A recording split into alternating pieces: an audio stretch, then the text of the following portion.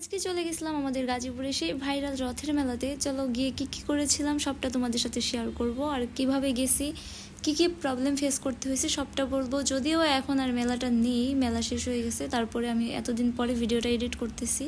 তো চলো কি কি করছিলাম সবটা তোমাদের সাথে শেয়ার করব। আমি, আমার বান্ধবী, বান্ধবীর মেয়ে, আমার বান্ধবীর হাজবেন্ড সবাই মিলে চলে গেছিলাম। যদিও এটা অনেকদিন আগের ভিডিও, আমার এডিট করতে মনে ছিল না, এই কারণে আজকে দেখলাম গ্যালারিতে গিয়ে যে ভিডিওটা আছে, তো তোমাদের সাথে ভাবলাম যে শেয়ার করেই দিই। আমি চাচ্ছিলাম ওইটা শেয়ার করতে, তো আমার মনে ছিল না, দ্যাটস ওয়াই আমি শেয়ার করতে পারি নাই। তো আজকে মনে, আসলে ওই দিন আমাদের বাসা থেকে বের হওয়াটা উচিত হয়েছিল না। তারপরে আমরা কিসের জন্য যেন বের হয়েছিলাম যে আমরা নিজেও জানি না, অনেক ঘুরতে ইচ্ছা করতেছিল।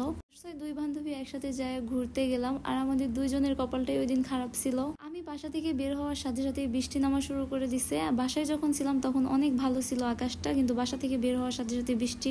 আগের ভিডিওতে তো দেখছোই কত বৃষ্টি ছিল, তোমাদের সাথে ওইটাও শেয়ার করছি। তারপরে চৌরাস্তা থেকে আমি আমার বান্ধবী আমরা সবাই মিলে একটা রিক্সায় উঠে তারপরে চলে যাচ্ছিলাম মেলার উদ্দেশ্যে। রেলগেটে যাইতে হবে, রেলগেট থেকে মেলাতে যাইতে হবে।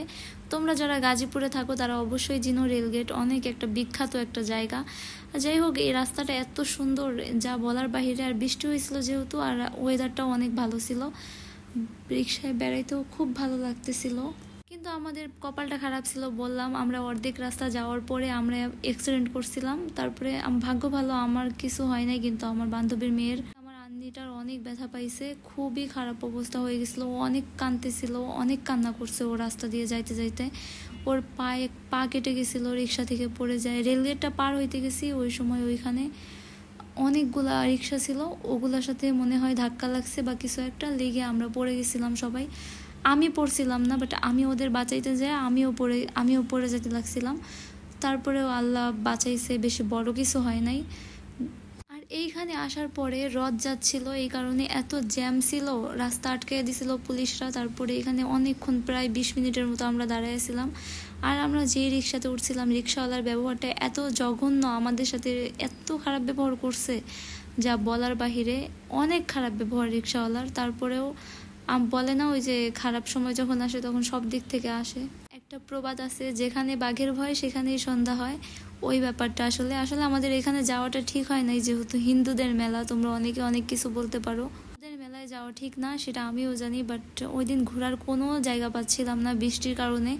এই কারণে আমরা ভাবলাম যে যেহেতু মেলা হচ্ছে, অনেক মানুষ অনেক ভিডিও করতেছে, অনেক ব্লগাররা বড় বড় তারা ভিডিও করতেছে, তো ভাবলাম একটু যে দেখেই আসি, যেহেতু এত বেশি মাতামাতি হচ্ছে এই মেলাটা নিয়ে, এই কারণে গেছিলাম। তারপরে এই দেখো কতটা জ্যাম, আর এর ভিতরে রিক্সাওয়ালা আমাদের সাথে খুব খারাপ ব্যবহার করতেছিল।